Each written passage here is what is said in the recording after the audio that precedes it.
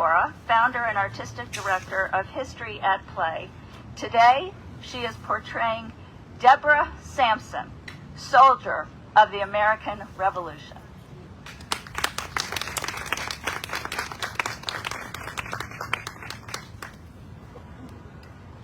Thank you, Freddie, and to all those who are here present today. I appreciate your time and your energy and your focus on what makes our state, our Commonwealth, great, along with what our country can do to increase how great our equality is in this nation. Now, I enlisted in the Continental Army in 1782, and no one asked me to do this. As a matter of fact, I was told women could not do this, and thereby disguised myself, bound my chest, tied back my hair, and walked to an area where no one would recognize me in order to obtain an opportunity to fight for a nation which did not yet exist, which was only an experiment that one I hoped and dreamed would be a place where we could each excel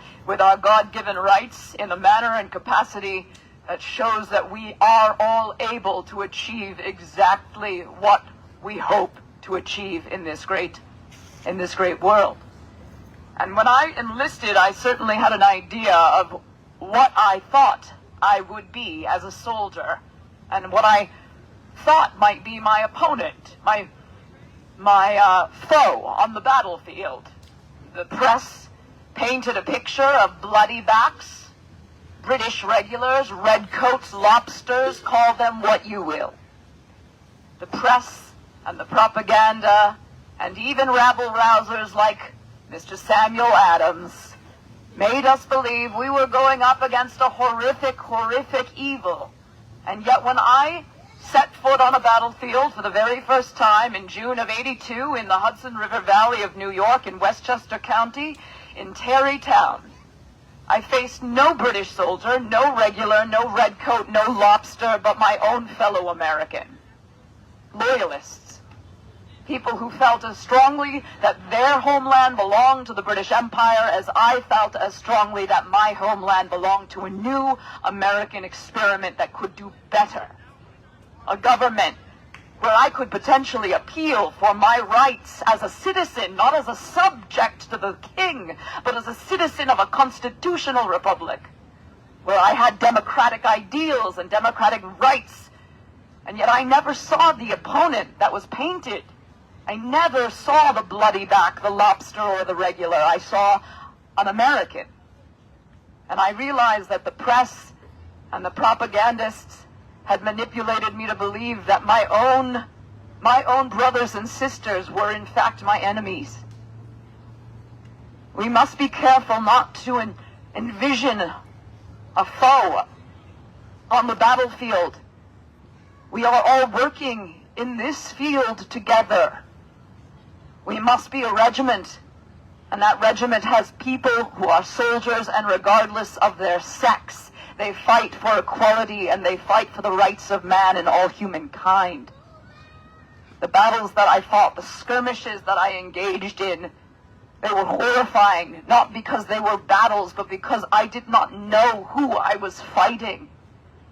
And in many cases today, I don't always know who I am fighting, but I know that I must fight, but not with my Charleville musket, not with my bayonet and scabbard, not with my knife, not with my fists or my feet, but with my mind. After I was discharged from the Army, after nearly 2 years of service fighting as a light infantry soldier, a scout, a corporal in our nation's first military, when I was honorably discharged by General Henry Knox, a humble bookseller from here in Boston, Massachusetts, I petitioned for payment from the Commonwealth, a newly formed Commonwealth, a governor named Mr. John Hancock, Esquire, who 10 years after my service awarded me back payment. 10 years. I could have resisted, and I could have vandalized, and I could have protested loudly and aggressively and with my fists but I did not. I petitioned and persisted with writing letters, requesting documents of support from my commanding officers, visiting physicians who noted my injuries, a musket ball that had been lodged in my thigh, which I myself dug out with my own penknife, stitching my thigh back together like a pair of breeches. The laceration on my scalp, which I sustained in battle, the bludgeoning of my shoulder, clubbed by the butt of a musket. All of these the physicians examined and testified that I did have a disability sustained from my time as a soldier in combat. And I persisted to write to the Commonwealth of Massachusetts, the governor of our Commonwealth. I persisted to write to the government of the United States of America in a city which would be named after my commander-in-chief, George Washington.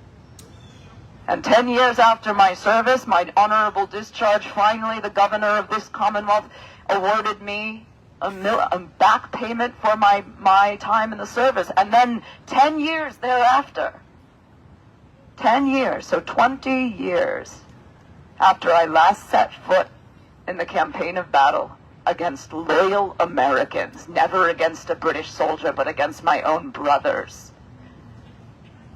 20 years after my last day in service, I finally received a veteran's pension. 1804. And thank you. It was awarded by, he would become the Secretary of War. He was Congressman William Eustis, and the man who helped me achieve this. For it was not a woman who helped me achieve this, for the women were not able to stand on their feet at this point in time, even though I had stood on my 2 feet as a soldier and fought. Even though I saw nurses serving beside me who wore their petticoats proudly and served on the battlefield in the field hospitals, which don't let anyone make you believe those field hospitals were not on the field of battle. That is why they are called field hospitals. The women were there. We were there every step of the way in petticoats and stays and in pantaloons and kits. They just didn't always know it. And that humility is something that I'm very proud of, and yet I was the one who was discovered. There are many women, I believe, who, I may not know them personally, who fought along my side and took that identity, took that secret with them to the grave. They would not have been able to apply for a pension as I did, for they would not have been able to undergo a physical by a physician as I did to prove the disabilities that I had sustained from injuries from my time in service. But there were women. We were everywhere. We are always everywhere. Behind every page of the history books that I read in the libraries of the homes where I worked as an indentured servant, behind every page there were 1,000 pages unwritten about the women who helped to get those pages published and printed to help get that history accomplished and executed. This is the story of America, that the women stand humbly and often quietly and often boldly and loudly in years since. Now in my silver years, seeing the birth of what has come to be known as a feminist movement. I have therefore been a feminist since I was 22 years old, and as a feminist adorned the kit or the garb or the attire of a man. To be a feminist, one has to alter one's own perception of society around them. You must not let the press and the propagandists tell you what you are and how to believe and who your enemies are, but you must see with your own eyes that the enemy that they paint for us to this very day is not always the enemy that we are meant to be facing in the moment. See, the person in front of you is an ally. Here, who many of you may know personally. I thought she raised her hand. Yes, no. Certainly Mr. Paul Revere, if I had considered him an opponent or someone who was trying to prevent me from any advancement in life, he would not have written the letter to Secretary Eustis. petitioning for a military pension on my behalf. It is working together as a regiment, working together as a unit, working together as a body of Congress or a body of politic, working together as a family, as a commonwealth. We are indeed a commonwealth, not the state of Massachusetts, but the commonwealth of all citizens. And to be a citizen, after having my entire life been a subject, to be a citizen.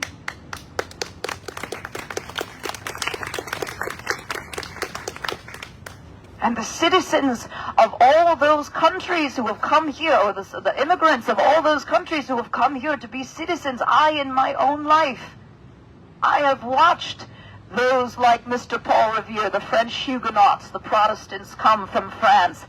I have watched the Dutch and the Germans coming through our north end of Boston, coming through our Massachusetts Commonwealth, settling here to create a wonderful society of immigrants. What might you call a melting pot? But perhaps later in the future, later in a year that is quite unfamiliar to me, perhaps in a year called 20 and 26, perhaps this melting pot will have become so hot and so full of wonderful flavors and wonderful cultures that it turns into something quite different.